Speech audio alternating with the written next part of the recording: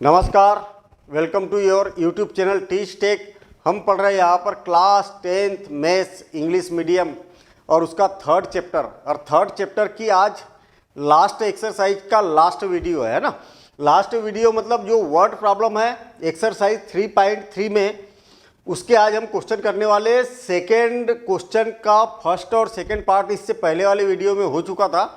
आज third, fourth और fifth मतलब तीनों पार्ट करेंगे और ये एक्सरसाइज को कंप्लीट करेंगे। बड़े स्पेशल क्वेश्चन है, इंपॉर्टेंट क्वेश्चन है, ठीक है। वर्ड प्रॉब्लम है। वर्ड प्रॉब्लम को सॉल्व करने के लिए आपको कुछ बातों का ध्यान रखना पड़ेगा। अगर इन बातों का ध्यान रखते हैं तो चुटकियों में आप क्वेश्चन को बना सकते हो। टारगेट हमारा होता है कि भाई ये जो वर्ड प्रॉब्लम है इसको पढ़ना है। पढ़ने के बाद में आपको क्या करना है, इक्वेशन फाइंड आउट करना है कि इससे इक्वेशन क्या बनेगी। इक्वेशन बनने के बाद आप किसी भी मेथड से, अगर आपको मेथड का नाम नहीं दिया गया है तो आप किसी भी मेथड से इसका सॉल्यूशन निकाल सकते हैं, ठीक है ना। हालांकि इसमें एलिमिनेशन मेथड का यूज़ करने के लिए बोला तो हम एलिमिनेशन मेथड यूज़ करेंगे। सब्स्टिट्यूशन बोला जाता तो सब्स्टिट्यूशन करेंगे। जो भी मेथड बोला जाए उस मेथड से हम इसको सॉल्व करने वाले हैं, ठीक है। तो इसका क्या करेंगे, सॉल्यूशन निकालेंगे। सॉल्यूशन निकालेंगे मतलब जो वेरिएबल्स हम सपोज करेंगे इसमें, उन वेरिएबल्स की वैल्यू निकालेंगे। एक्स और वाई, मान लिया कि आपने एक्स और वाई सपोज किया तो एक्स और वाई की वैल्यू हमें फाइंड आउट करनी है। ये पूरी प्रोसेस कैसे होगी इस बात को जरा ध्यान से समझना। ये ओवरऑल पूरा इंटायर क्वेश्चन पढ़ने के बाद आपको एक फीलिंग आएगी कि इसमें दो स्टेटमेंट गिवन है। कितने स्टेटमेंट गिवन है? दो स्टेटमेंट गिवन है। और लास्ट में या शुरू में आपको ये बात समझ में आएगी कि दो चीज़ें आपसे पूछी गई है। दो चीज़ें पूछी गई है, बस आपको ये ढूंढना है। अगर ये ढूंढ लिया तो आपका काफ़ी कुछ काम हो जाता है। देखना, आपको ये ढूंढना है कि दो स्टेटमेंट कहाँ पर मिलेंगे। जब भी आपको दो स्टेटमेंट मिलेंगे तो इससे फर्स्ट इक्वेशन बनेगी, इससे सेकेंड इक्वेशन बनेगी। देखना, The sum of the digits of two digit number is 9। एक 2 डिजिट नंबर है और उनका सम कितना है, 9 है। हो सकता है कि वो डिजिट कुछ भी हो सकते भाई। मान लिया जाए कि 45 है। आई बात समझ? क्वेश्चन को समझना जरा ध्यान से। ये 2 डिजिट नंबर है या नहीं है बताओ? हाँ है ना, 2 डिजिट है। वंस यूनिट प्लेस और टेंस प्लेस है इसमें। हाँ, तो इन 2 डिजिट नंबर का सम, जैसे 4 और 5, 4 और 5 को अगर ऐड किया जाए तो क्या हो जाता है, 9 हो जाता है। ऐसा फर्स्ट कंडीशन में बोला है आपसे। फर्स्ट कंडीशन बोल दी है। अब also 9 times the number is twice the number obtained by reversing order of digit. ये सेकेंड स्टेटमेंट बोला है। क्या बोला है वो बात बाद में समझेंगे, है ना। लेकिन दो स्टेटमेंट हमें पकड़ में आ गए। Find the number, find the number, उसके बाद फाइनली आपको नंबर फाइंड करना है। अब मैंने बोला कि दो स्टेटमेंट मिलते हैं और दो चीजें पूछी जाती है। आप बोलोगे कि सर एक ही तो चीज पूछी है, फाइंड नंबर। वो वाला नंबर बताओ, 45 है कि 36 है या 63 है या 54 है, ऐसा वो नंबर बताना हमें। मुझे एक बात बताइए कि कहीं ना कहीं दो चीजें इसके अंदर छुपी हुई है। कैसा हो सकता है कि वंस प्लेस जो है ना वो अलग है और टेंस प्लेस अलग है। बस 2 डिजिट का नंबर है तो हो सकता है ना कि वंस प्लेस एक्स है और टेंस प्लेस क्या है, वाई है। ऐसा हो सकता है। हो सकता है कि नहीं हो सकता है? अब ध्यान देना, कुल मिला के ये बात समझ में आ गई कि दो चीजें पूछी है, एक वंस प्लेस एक टेंस प्लेस, और उससे जो नंबर बनेगा वो नंबर आपसे पूछा गया है। ये बात समझ में आ गई, ठीक है। अब थोड़ा सा ऐसा समझिए कि अगर मान लिया जाए कि मेरे पास एक नंबर है 45। इस 45 को कैसा लिख सकता हूं मैं? जो वंस प्लेस होता है, यूनिट प्लेस होता है, उसमें 1 का मल्टीप्लिकेशन किया जाता है, और जो टेंस प्लेस होता है उसमें 10 का मल्टीप्लिकेशन किया जाता है। ये तो बड़ा 5th 6th क्लास में ही पढ़ा था हमने। एक्सपेंडेड फॉर्म बोला जाता है किसी नंबर का, ये एक्सपेंडेड फॉर्म है।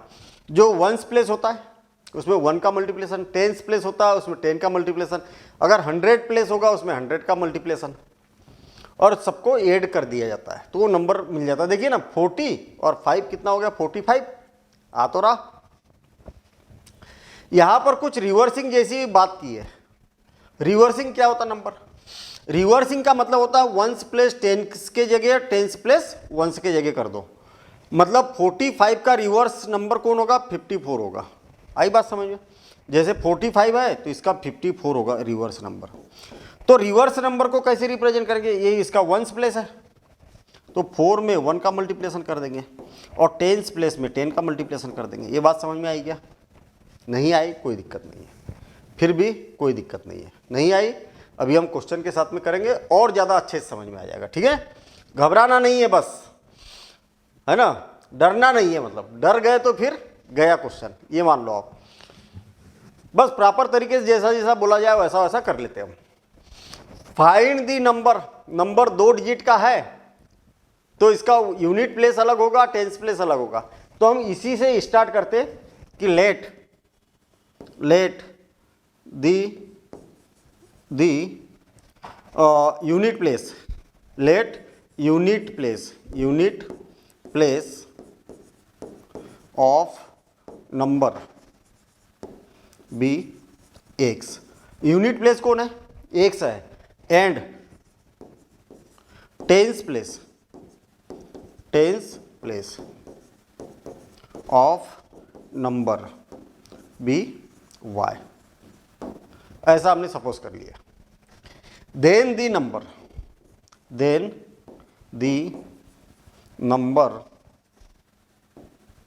नंबर इज, क्या हो जाएगा भाई?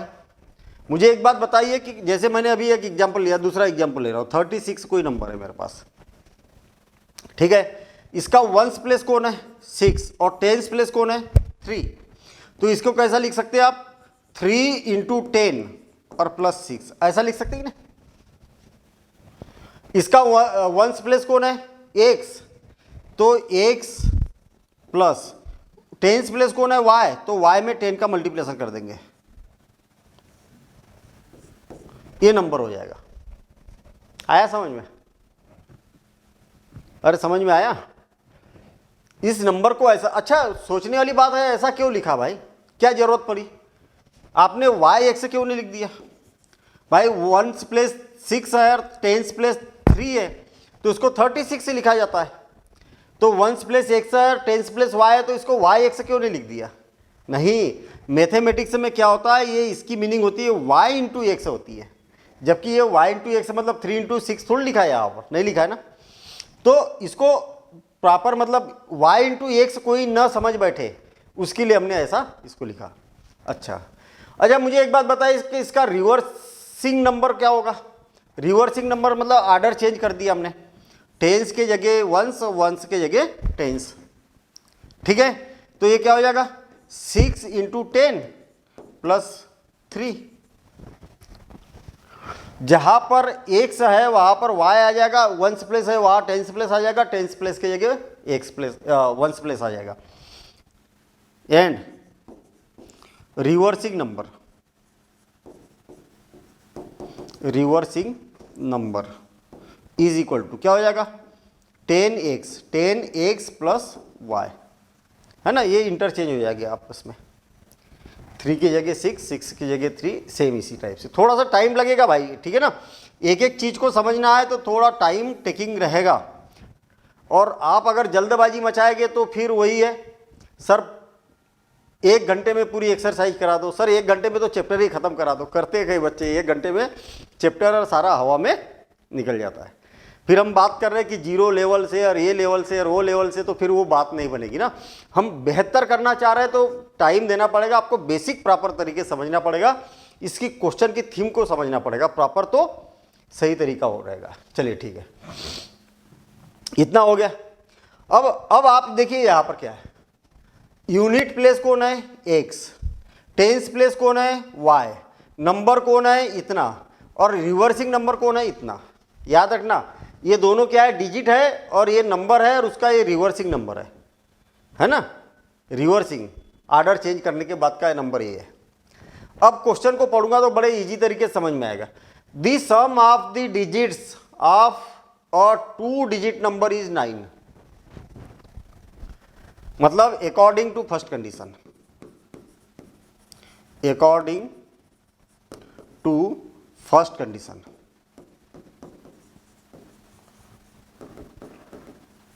फर्स्ट कंडीशन क्या है? The sum of digits of 2 digit number is 9, मतलब ये दोनों जो डिजिट है ना, इनका दोनों का सम कितना है? 9 है।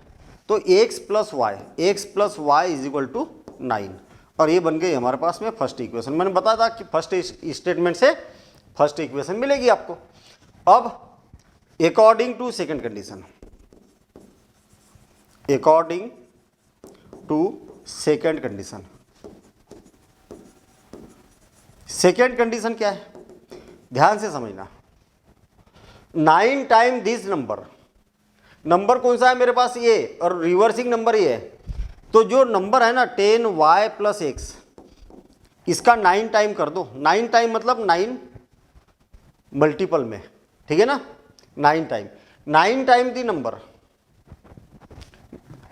देखिए 9 टाइम्स दिस नंबर इज मतलब equal twice the number obtained by reversing order. Twice मतलब 2 टाइम। रिवर्सिंग नंबर कौन है? ये वाला, जो उसका रिवर्सिंग नंबर है ना, उसका 2 टाइम, और ओरिजिनल नंबर है उसका 9 टाइम, दोनों क्या होते हैं? इक्वल होते हैं। ऐसा बोला है ना, यही तो बोला है। The 9 time this number is twice the, is मतलब equal twice the number obtained by reversing the order of the digits. Digit का जब ऑर्डर चेंज किया तो ये नंबर आया था हमारे पास। इसको सिंप्लीफाई कर रहा हूं तो ये हो जाएगा 90y plus 9x is equal to 20x plus 2y, इतना आ गया। इनको सबको उधर कर देता हूं मैं, कितना हो जाएगा? 20x प्लस 2y, है ना? ये जैसे कि वैसे, इनको उठा के उधर कर देता हूं मैं। तो 90y मतलब ये 9x से उधर जाएगा तो माइनस 9x, और 90y उधर जाएगा तो माइनस 90y, है ना? Is equal to 0। अब इधर क्या बचा? कुछ नहीं बचा। मैंने क्या किया? इनको सबको उधर शिफ्ट कर दिया। इधर 0 बचा, मैंने 0 उधर लिख दिया, उससे कोई फर्क नहीं है ना? तो क्या हो जाएगा? ये 20x में से 9x को माइनस करेंगे तो 20x में से 9x को माइनस करेंगे तो 11x, और इसमें से इसको माइनस करेंगे तो minus 88y is equal to 0। देखिए ये भी 11 से डिविजिबल है, ये भी 11 से डिविजिबल, तो 11 से डिवाइड कर देता हूँ मैं both side, dividing by 11, dividing by 11 से डिवाइड करेंगे तो क्या हो जाएगा? x minus 8y is equal to 0, और ये बन गई इक्वेशन सेकेंड। बस हो गया काम। अब इलिमिनेशन मेथड से सॉल्व करना है हमें, bye equation 1 and 2, by equation 1 and 2। Equation 1 और 2 को यूज करना है, इसको सॉल्व करना है, ठीक है? बाय इक्वेशन 1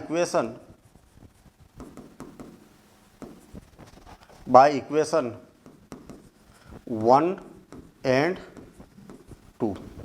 देखिए मैं पहले तो इक्वेशन 1 और 2 को लिख देता हूँ एक के नीचे एक। x plus y is equal to 9 और x minus 8y is equal to 0, और इसके नीचे एक लाइन खींच दो। एक से के कोफिशिएंट सेम है ना, तो जिसके कोफिशिएंट सेम है उसको इलिमिनेट करो। तो x को इलिमिनेट कर रहे हैं हम, लेकिन दोनों के साइन कैसे? पॉजिटिव है, मतलब सेम है, तो क्या करेंगे? सब्ट्रैक्ट करेंगे। सब्ट्रैक्ट करेंगे मतलब सबके साइन चेंज हो जाएंगे। ये दोनों कैंसिल हो गए, y और 8y कितना हो जाएगा? 9y, और इज इक्वल टू 9 माइनस 0 9।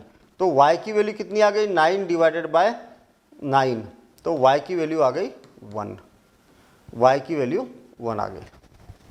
अब y की वैल्यू किसी में भी सब्सटीट्यूट कर दो, इक्वेशन सेकंड थोड़ी सी ज़्यादा इजी लग रही है उसमें रखो, या तो फर्स्ट में रख दो। तो putting y is equal to 1 in equation 1 में रखो चाहे 2 में रखो, ठीक है, 1 में ही रख देता हूँ, चलो ठीक है। इक्वेशन 1 क्या है, x plus y is equal to 9, और y की वैल्यू 1 रखेंगे तो x plus 1 is equal to 9। तो x की वैल्यू क्या हो जाएगी, 9 माइनस 1 मतलब 8, x की भी वैल्यू आ चुकी है। अब मुझे एक बात बताओ कि आपके पास में नंबर क्या था, उस नंबर का यूनिट प्लेस कौन था, x था, और टेंस प्लेस कौन था, y था। मतलब hence the required number b कितना होगा, x 1 से प्लेस है और टेंस प्लेस 1 है, तो 18 हो जाएगा। ये हो जाएगा इसका आंसर, है कि नहीं जी। बस यहीं पर आपको बातों को समझना है कि 1 प्लेस x है, टेंस प्लेस y है, तो नंबर आपके पास ये हो जाएगा। एक्चुअल उस नंबर का एक्सपेंडेड फॉर्म लिखा है, और रिवर्सिंग आर्डर बोला तो ये बोला है, आपसे बोला है कि डिजिट का सम कितना है, 9 है, मतलब ये डिजिट है ना आपके पास, ये वाला डिजिट नहीं, ये तो नंबर है, डिजिट का सम कितना है, 9 है। और फिर उसके बाद बोला है कि जो नंबर है और उसका रिवर्सिंग नंबर है, नंबर में 9 का मल्टीप्लिकेशन कर दिया जाए, रिवर्सिंग नंबर में 2 का मल्टीप्लिकेशन कर दिया जाए, दोनों इक्वल हो जाते हैं, और इससे एक इक्वेशन बनी, और दोनों इक्वेशन को लेके साइमल्टेनियसली हमने सॉल्व कर दिया। ठीक है, चलिए अगला क्वेश्चन देखते हैं हम, नोट कर लीजिए और इसकी प्रैक्टिस जरूर करना, प्रैक्टिस मस्ट है, जितनी प्रैक्टिस करोगे उतना इजी लगेगा और उतनी आपकी स्पीड भी बढ़ेगी। जो बच्चे कई बार देखा होगा कि वो 100% पेपर सॉल्व कर लेते हैं, 3 घंटे का पेपर 2.5 घंटे में करते हैं, 2.5 घंटे में ख़त्म, फिर आधे घंटे में अपना रिवाइज करते रहते हैं उसको, कहीं पर मिस्टेक तो नहीं हुई, ये नहीं हुआ। कई बच्चे 3 घंटे भी कम पढ़ते हैं, और कई बच्चे तो क्या कम पढ़ने का क्या है, छोड़ के आ जाते हैं, पेपर बनते हुए भी छोड़ के आ जाते हैं। उसका कारण क्या है, जितनी प्रैक्टिस की रिक्वायरमेंट है उतनी प्रैक्टिस हमने नहीं की है, तो ऐसा ही होगा फिर। चलिए बहुत बढ़िया क्वेश्चन है अगला, प्रैक्टिकली अप्रोच है इसकी, सारे वैसे हालांकि प्रैक्टिकल अप्रोच वाले ही थे क्वेश्चन। देखिए, मीना वेंट टू बैंक, अच्छा मीना गई बैंक में, चलो ठीक है भाई, ये बैंक है और ये मीना इस बैंक में गई, ठीक है। Meena went to a bank to withdrawal 2000 rupees, कितना विड्रॉल किया उसने, 2000 रुपीज़। हाँ ठीक है, ये भी बात क्लियर है भाई, आप ही हो, आप ही मीना हो या टीना हो, जो भी है, आप बैंक गए और आपने बोला कि कैशियर को कि फॉर्म भरा और आपने 2000 रुपीज़ बैंक से निकाल लिए। She asked the cashier to give her ₹50, उसने कैशियर से बोला कि 50 रुपीज़ देना भैया मेरे को, 50 रुपीज़ के नोट देना और 100 रुपीज़ के नोट देना।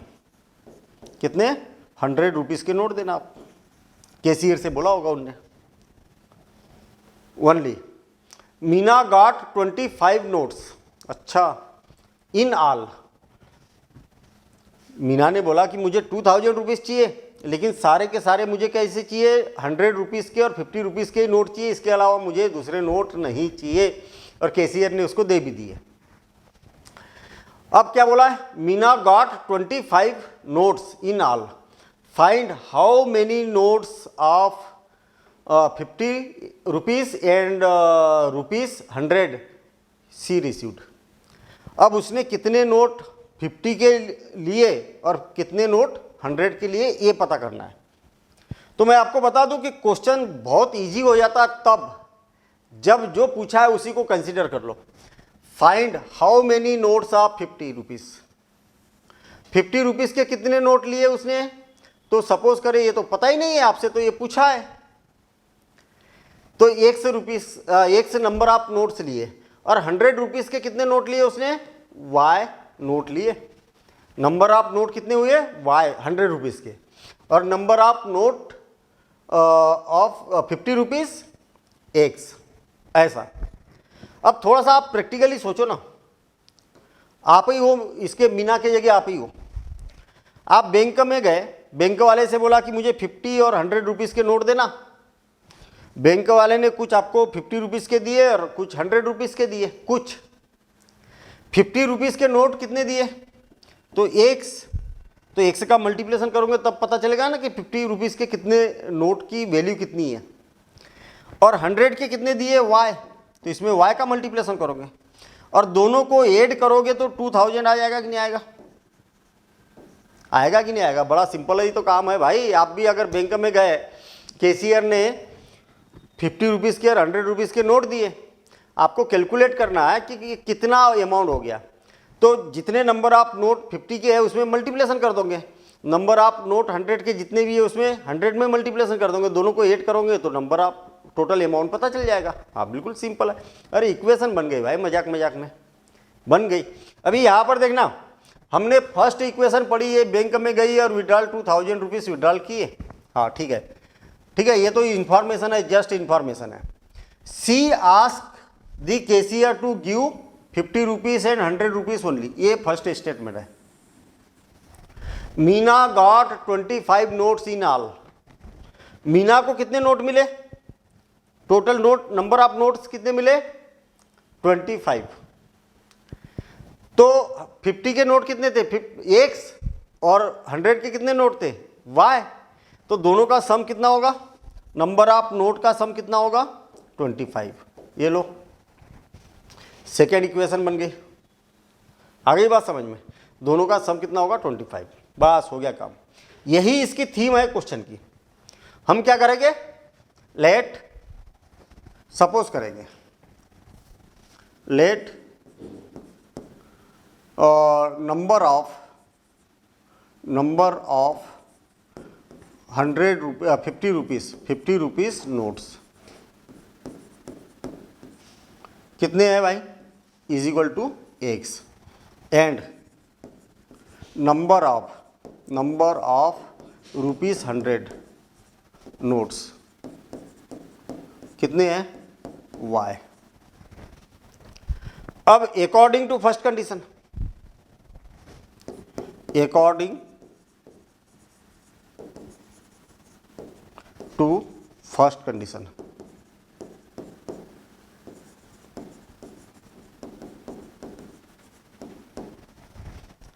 फर्स्ट कंडीशन में क्या बोला है, 50x plus 100y is equal to 2000। 50x plus 100y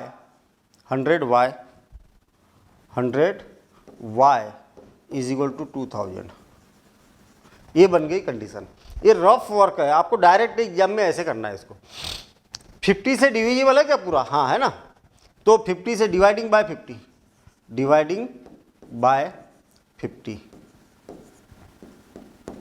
तो क्या हो जाएगा, ये 50 से डिवाइड करके तो 1 टाइम, और ये 2 टाइम, और 50 से 4 टाइम तो ये 40 हो गया ना, और इक्वेशन फर्स्ट ये हो गया। मतलब थोड़ा सा हमने क्या कर दिया, इसको सिंप्लीफाई कर दिया। आया समझ में? अब नंबर ऑफ नोट्स कितने हैं, 25 है। हाँ 25 नोट है, तो हम क्या करते, according to second condition, according to second condition,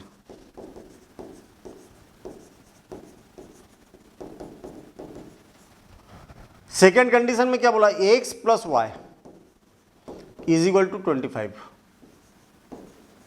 ये बन गई equation second.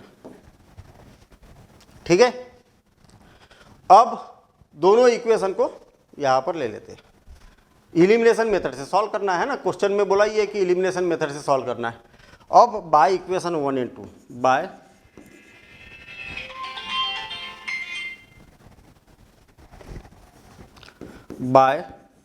Equation 1 and 2। Equation 1 क्या है, x plus 2y is equal to 40 और x plus y is equal to 25। इसके नीचे लाइन खींच दो। किसी के कोफिशिएंट सेम है क्या, एक्स के कोफिशिएंट सेम है तो एक्स को एलिमिनेट करो, जिसके कोफिशिएंट सेम है उसको एलिमिनेट करना है। दोनों के साइन भी सेम है तो साइन सेम है तो क्या करेंगे, माइनस, साइन सबके चेंज कर देंगे, माइनस माइनस माइनस, प्लस है तो माइनस करेंगे, माइनस है तो प्लस करेंगे नीचे वाले इक्वेशन के। अब ये x में से x को माइनस करेंगे तो कैंसिल, और 2y में से y को माइनस करेंगे तो y इज इक्वल टू 15। ठीक है, ये कितना हो जाएगा 15। तो मतलब यहाँ पर हमारे पास y की वैल्यू आ चुकी है। मतलब number of notes in 5 rupees, तो 5 रुपीज़ के नोट कितने हैं, 15 नोट है। अब एक से y की वैल्यू किसी भी एक इक्वेशन में रख दो, putting y is equal to 15 in equation किस में रखे, सेकेंड में, सेकेंड इक्वेशन में रख देते हैं। और सेकेंड इक्वेशन में रखेंगे तो क्या हो जाएगा, सेकेंड इक्वेशन में वैल्यू रखेंगे तो क्या हो जाएगा, x प्लस वाई है, यहाँ x plus y is equal to 25 है ना, और y की वैल्यू कितनी रखना है, 15 रखना है, 15। तो x is equal to 25 minus 15, तो x इज इक्वल टू क्या हो जाएगा, 10 हो जाएगा। मतलब आपको पता चल गया कि नंबर ऑफ नोट्स, 50 रुपीज़ के नोट्स कितने हैं, 50 रुपीज़ के एक सपोज किया था ना हमने 10 और 100 रुपीज़ के 15। तो हम यहाँ पर बोल सकते कि hence required number of rupees 50 notes है ना, रुपीज़ 50 इज इक्वल टू कितने, 10 एंड रुपीज़ 100 इज 15। बस यही हमसे पूछा गया था। बड़ा सिंपल सा काम है। चलिए इसको नोट कर लीजिए और हम देखते अब इसके बाद लास्ट क्वेश्चन है ना, इस चैप्टर का भी और एक्सरसाइज का भी लास्ट क्वेश्चन देखेंगे हम। बहुत बढ़िया क्वेश्चन है। हाँ, A lending library has a fixed charge for the first 3 days and an additional charge for each day. Thereafter, Sarita paid rupees 27 for a book kept for 7 days, while Susie paid rupees 21 for the book she kept for 5 days. Find the fixed charges and the charges for each extra day. नहीं आया समझ में, क्या क्या पढ़ लिया मैंने, क्या क्या बोल दिया, ये बिल्कुल समझ में नहीं आया। सुनिए, क्वेश्चन को समझना बड़ा इजी होता है अगर आपसे क्या पूछा गया है, और जो चीज पूछा है उसी को सपोज कर लो, यही से हम स्टार्टिंग करते। देखिए क्या पूछा, find fix charge and charge of each extra day. मतलब लाइब्रेरी का फिक्स चार्ज कितना है और एक्स्ट्रा डे का, पर डे का एक्स्ट्रा चार्जेस कितना है। तो हम इसको सपोज कर लेते ना कि ये चार्ज है रुपीज़ एक्स और एक्स्ट्रा चार्जेस है रुपीज़ वाई। अब थोड़ी सी कहानी समझो आप। A lending library is a fix charge for the first 3 days. एक लाइब्रेरी है ना, ये क्या है, लाइब्रेरी है। ठीक, ऐसी कोई लाइब्रेरी है, कोई भी अगर इसमें जाता है, पहले कौन गया भाई, इसमें सरिता। पहले क्या हुआ, सरिता गई लाइब्रेरी। तो लाइब्रेरियन बोलते हैं कि भाई आप कोई भी बुक अगर लेते हो, तो 3 डे का जो चार्जेस है ना, 3 डेज का जो चार्जेस है ना, वो होगा रुपीज़ एक्स। ये फिक्स चार्ज है फर्स्ट 3 डे का। आया समझ में, बोला है ना इसमें, a lending library has a fix charge for the first 3 day. First 3 days का जो चार्ज है वो कितना, 100 रुपीज़ है, क्योंकि हमने सपोज किया ना 100 rupees. And additional charge for each day, there after Sarita paid 27 rupees. अब जो सरिता गई ना, उसने क्या किया, 27 रुपीज़ पेड किया उसको। कितने दिन का? 7 डेज का। सरिता ने क्या किया, 7 डेज की बुक ली और 27 रुपीज़ पेड किया। मुझे एक बात बताइए, 7 डेज के लिए किया ना सरिता ने, 7 डेज के लिए, तो शुरू के जो 3 डेज है ना उसका कितना चार्जेस है, 100 रुपीज़। भाई शुरू के फर्स्ट के 3 डेज का चार्जेस कितना है, 3 रुपीज़। तो सरिता ने 7 दिन बुक रखी, 7 दिन, तो 3 दिन का तो चार्ज पेड हो गया ना 100 रुपये में। अब कितने दिन बचे, 4 दिन। तो 4 डेज का जो चार्जेस है ना, 4 डेज का जो चार्जेस है वो इस रेट से होगा। पर डे चार्जेस कितना है, Y रुपीज़। नहीं आया क्या समझ में? नहीं आया, फिर से और एक बार। लाइब्रेरी का रूल है कि पहले मैं जैसे अब अगर मान लिया जाए आप लाइब्रेरी में गए, अब सेकेंड स्टेटमेंट को अगर देखा जाए तो सेकेंड स्टेटमेंट क्या बोल रहा, वाइल सुसी है ना, एक सुसी नाम की लेडी है, सुसी paid 21 rupees for the book of kept for 5 days. सुसी कितने दिन रख रही है उस बुक को, 5 डेज के लिए रख रही है। सुसी नाम की कोई लेडी है, सुसी, और ये रख रही है 5 डेज के लिए, है ना, सुसी, SUSY। तो ये 5 डेज के लिए रख रही है। तो 3 डेज तो इसके उसमें हो जाएंगे फिक्स चार्जेस में, कितना, 100 रुपीज़। 100 रुपीज़ जो पे कर रही है वो फर्स्ट के 3 डेज भी इसमें इंक्लूड है, और 5 डेज के लिए रख रही है। इसका मतलब कितने डेज बचे, 2 डे बचे ना। तो उन 2 डेज का पर डे के हिसाब से पेमेंट करेगी, और टोटल पेमेंट कितना हो जाएगा, दोनों को ऐड किया जाए तो 21। बस हो गया काम। अपना ये स्ट्रक्चर बन गया ना, मतलब इक्वेशन ही बन गई। अब इसको फ्रेम में लाना है कि क्वेश्चन को कैसे सॉल्व किया जाए, मतलब लिखना कैसे है। तो बड़ा सिंपल सा काम है, यही सपोज करेंगे अपन, let fix charges, fixed charge for 3 days, for 3 days कितना हो जाएगा, ₹X, and per day charge for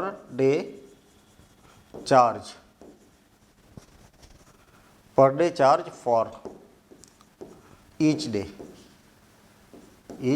days, है ना। ईच डे लिखने की जरूरत नहीं थी लेकिन लिख दिया, कोई दिक्कत नहीं है ना। ये हो गया Y रुपीज़। अब according to first condition, according to first condition, और फर्स्ट कंडीशन क्या बोल रही है, फर्स्ट कंडीशन क्या बोल रही है, x + 4y = 27। 7 दिन के लिए रख रही, तो 3 दिन यहाँ पर हो गए और 4 दिन ये हो गए। तो x + 4y, ज़्यादा कहानी इसमें फाइनल इक्वेशन में नहीं लिखना है अपने को। ये बन गई इक्वेशन फर्स्ट, और अकॉर्डिंग टू सेकंड कंडीशन, है ना, according to second condition. Second condition क्या बोली है, x + 2y = 21, और ये बन गई इक्वेशन सेकंड। अब हमें क्या है, इसको इक्वेशन तो बन गई है, अब एलिमिनेशन मेथड से इसको सॉल्व करना है ना। तो इसको हटा देता हूँ, ये रफ वर्क है। अब देखिए, bye equation 1 and 2, by equation 1 and 2, ठीक। इक्वेशन 1 को और 2 को अगर देखा जाए तो x + 4y = 27 और x + 2y = 21, और यहाँ पर लाइन खींच दी। अब ये देखिए कि किसके कोफिशिएंट एक जैसे हैं। अगर न रहे तो हमें फिर इक्वल बनाना होता है, लेकिन यहाँ ऑलरेडी दोनों के कोफिशिएंट कैसे इक्वल है, लेकिन दोनों के साइन भी सेम है। जब भी साइन सेम है तो सबके साइन चेंज करना होता है। प्लस है तो प्लस, माइनस है तो प्लस है तो माइनस, माइनस है तो प्लस, और ये x से x कैंसिल हो जाएगा, और 4y में से 2y को माइनस करेंगे तो 2y हो जाएगा, और = 6, है ना। 27 में से इसको माइनस करेंगे तो y = 6 / 2, और y इज इक्वल टू हो जाएगा 2 रुपीज़। कितना हो जाएगा? 2 रुपीज़। मतलब जो पर डे का जो चार्जेस है वो 2 रुपीज़ यहाँ पर आ चुका है। अब अगेन क्या करेंगे? Putting the value of putting y is equal to 2 in equation, या तो फर्स्ट में रख दो या सेकंड में रख दो, किसी भी एक इक्वेशन में रख दो। इक्वेशन सेकंड क्या है? x plus 2y is equal to 21 और y की वैल्यू कितनी है? 2 है, तो यहाँ पर 2 रख देता हूँ मैं। तो x plus 4 is equal to 21, तो x इज इक्वल टू हो जाएगा 21 माइनस 4, तो x इज इक्वल टू हो जाएगा, इसमें से इसको माइनस करेंगे तो 17 rupees 17। Hence fix charges for 3 days कितना हो जाएगा? 17 रुपीज़, और पर डे चार्जेस कितना हो जाएगा? y की वैल्यू 2 रुपीज़। तो हैंस पर फिक्स चार्जेस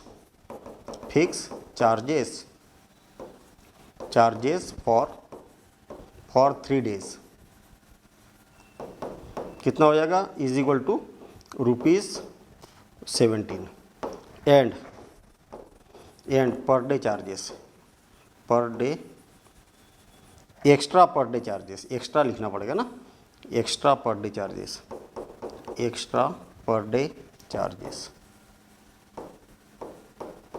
₹2। बस यही हमसे पूछा गया था, है ना? कितना? 2 रुपीज़ हो जाएगा। तो अपना ये चैप्टर भी कंप्लीट हुआ, एक्सरसाइज भी कंप्लीट हुई, सारे क्वेश्चन यहाँ पर कंप्लीट होते हैं। अब बचे हैं इसकी पूरे चैप्टर की समरी और एमसीक्यू। ठीक है, तो अगली क्लास में हम इसकी समरी और एमसीक्यू पर डिस्कशन करेंगे। मिलेंगे हम अगली क्लास में। Thank you, all the best.